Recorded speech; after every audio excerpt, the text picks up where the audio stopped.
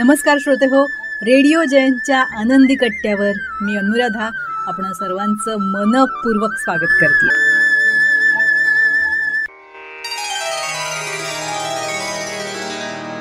श्रोते हो, आजपासून नवरात्रोत्सवाला प्रारंभ झालाय. नवरात्र म्हणजे आदिमाया आदिशक्तीचा उत्सव, सृजन शक्तीचा उत्सव.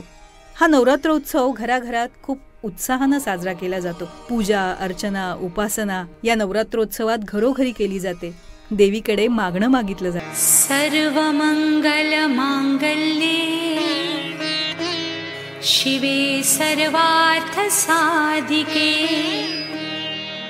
शरण्ये त्र्यंबके गौरी नारायणी नमोस्तुते. याच नवरात्रोत्सवाच्या निमित्तानं एक अतिशय सुंदर विचार लिहून पाठवलाय नीता कुलकर्णी यांनी. ऐकूया नवरात्रोत्सवाविषयीचा नीता कुलकर्णी यांनी मांडलेला एक अतिशय सुंदर विचार. मंडळी, आज देवी आईचा नवरात्रोत्सव सुरू झालाय. ती देवी कशी आहे नीट बघा. फुलांनी सजवलेल्या देवघरात तिची स्थापना केली आहे. अखंड नंदादीप लावलाय. त्याच्या शांत प्रकाशात तिचं रूप न्याहाळून बघा. केसापासून पायाच्या नखापर्यंत ती सर्वांग सुंदर आहे. नाना अलंकार तिनं घातलेत. कोटी कोटी चंद्राचं तेज तिच्या मुखावर आहे. ती तेजस्वी आहे, प्रफुल्लित आहे. इंद्रनील मण्यासारखी तिची कांती आहे. ती विश्वाची स्वामिनी, जगज्जननी आहे. अशी ही देवी सुंदर, कोमल, शांत, समंजस, नाजूक आहे. पण इतकंच तिचं वर्णन आहे का? तर नाही. ती अष्टभुजा आहे. तिच्या हातात गदा, चक्र, शंख, धनुष्यबाण, शूल, पाश, खड्ग अशी विविध शस्त्र आहेत. अनेक भयानक अशा दुष्ट राक्षसांना तिने ठार मारलंय. ती चंडिका आहे. प्रत्यक्ष देवांनीही तिची स्तुती केली आहे. अत्यंत नाजूक, शांत, कोमल, पण वेळप्रसंगी उग्र भयानक रूप धारण करून दुष्टांचा नाश करणारी आहे. राक्षसांना शिक्षा करणारी आहे. निरनिराळ्या राक्षसांना अनेक आयुधांनी शासन करून तिनं यमलोकात धाडलंय. म्हणूनच या देवीकडे फक्त देवी म्हणून न बघता एक स्त्री शक्ती म्हणून बघूया. अशा या देवीचा दैवी अंश आपल्या प्रत्येकाच्या शरीरात आहे. आपण देवीची प्रार्थना करतो. प्रार्थना करून झाली की आपण तिच्याकडे काहीतरी मागतो. आता असा विचार करा की काय मागायचं तिच्याकडे? लौकिकात जे हवंय ते सगळं मागून झालंय. जे आहे त्यात आपण समाधानी आहोत, तृप्त आहोत. मग आता तिच्याकडे थोडं वेगळं काहीतरी मागूया. राक्षस म्हटलं की अतिभयंकर, क्रूर, अक्राळ, विक्राळ असं काहीसं स्वरूप आपल्यासमोर येतं, हो ना? पण लक्षात घ्या, राक्षस ही एक वृत्ती आहे. ती विचारात आणि कृतीतही असूच शकते. पण ते प्रचंड मोठे असतात, त्यांचे आकार भयानक असतात असं नाही. काही मनाला नकळत सूक्ष्मपणे सतत त्रास देणारी असतात. काही बहुरूप्यासारखे असतात, वरून गोडगोड बोलून फसवणारेही असतात. मग त्यांच्यातला राक्षस ओळखायला शिकूया. आपण त्यांच्याशीही लढूया. अशा बारीक सारीक लढाया रोजच लढाव्या लागतात.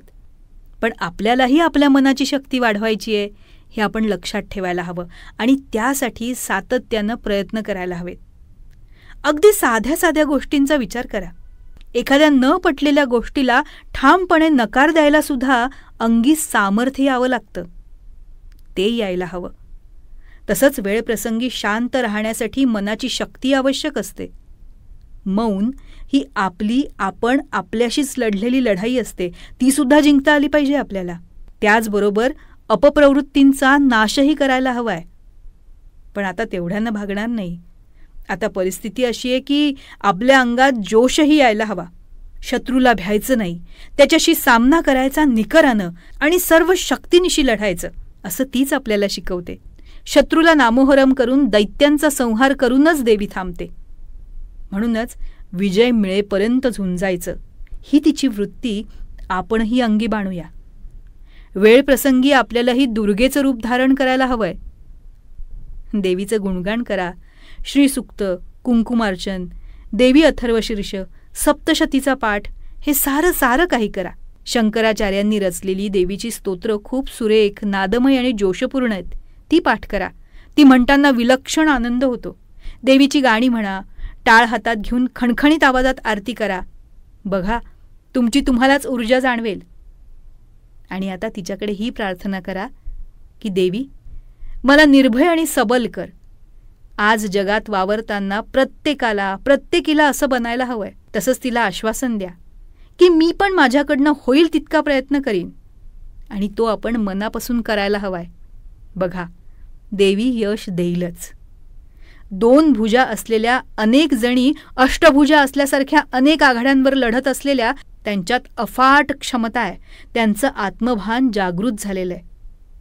तुम्ही थोडा विचार केलात तर तुमच्यासमोरही अशी अनेक नावं येतील. त्यांच्या इतकं आपल्याला जमलं नाही तरी चालेल, पण थोडा प्रयत्न आपण जरूर करायला हवाय. त्यांच्याकडनं प्रेरणा घ्यायला हवी आहे. मग बघा, देवी आईचा आशीर्वाद आपल्याला मिळेलच. सप्तशतीत देवीचं वर्णन करताना मातृरूपेण संस्थिता, लक्ष्मीरूपेण संस्थिता इत्यादी वर्णनानंतर देवीचं वर्णन शक्तिरूपेण संस्थिता असंही आहे. हे आपण निश्चित लक्षात ठेवूया. अशा या महिषासूर मर्दिनीला माझा नम्रपणे नमस्कार. जगज्जननी आई, तुझ्यासमोर पदर पसरून एक जोगवा मागते. तू आम्हाला आंतरिक बळ दे, शक्ती दे आणि संकटाशी सामना करायला हिम्मत दे. श्रोते हो, या नवरात्रात आपण करत असलेल्या देवीच्या उपासनेबरोबरच ही वैचारिक उपासनाही जरूर करायला हवी. काय पटतंय ना? शिवे सर्वार्थ साधिके शरण्ये त्र्यंबके गौरी नारायणी नमोस्तुते. सर्वमंगल मांगल्ये शिवे सर्वार्थ साधिके शरण्ये त्र्यंबके. तर श्रोते हो, आजचा हा विचार तुम्हाला कसा वाटला याविषयी आम्हाला आपल्या प्रतिक्रिया जरूर कळवा. त्याचबरोबर रेडिओ जयंतनं चतुरस्त्र हा पॉडकास्ट सुरू केलेला आहे आणि या पॉडकास्टमध्ये प्राध्यापक, लेखक, कवी, नाटककार श्री रमेश कोटस्थाने यांच्याशी साधलेला दिलखुलास संवाद आपण बघणार आहात. या संवादाचे दोन्ही भाग आपण आपल्या चॅनलवर अपलोड केलेले आहेत, तेव्हा हे दोन्ही भाग जरूर बघा. ते तुम्हाला कसे वाटले याविषयीच्या प्रतिक्रिया नक्कीच आमच्या कमेंट बॉक्समध्ये लिहा. त्याचबरोबर श्री रमेश कोटस्थाने लिखित खुळा पाऊस या पुस्तकाचं अभिवाचन आपल्याला रेडिओ जयंतवर ऐकायला तर मिळेलच, पण त्याबरोबरच पूज्य साने गुरुजी लिखित श्यामची आई, पद्मविभूषण बाबासाहेब पुरंदरे लिखित राजा शिवछत्रपती या पुस्तकाचे दोन्हीही खंड, प्राध्यापक यशवंत पाठक लिखित मातीचं देणं, डॉक्टर शुभा साठे लिखित त्या तिघी, नर्मदा परिक्रमेच्या स्वानुभवांवर आधारित प्रभू पाठक लिखित बिल्वपत्र या दर्जेदार पुस्तकांचं अभिवाचनही आपण जरूर ऐका. आणि ते आपल्याला कसं वाटलं याविषयीच्या आपल्या प्रतिक्रिया आमच्या कमेंट बॉक्समध्ये नक्की लिहा. आणि हो, रेडिओ जयंत हे यूट्यूब चॅनल लाईक करा, शेअर करा आणि सबस्क्राईब करा. याचं सबस्क्रिप्शन फ्री आहे.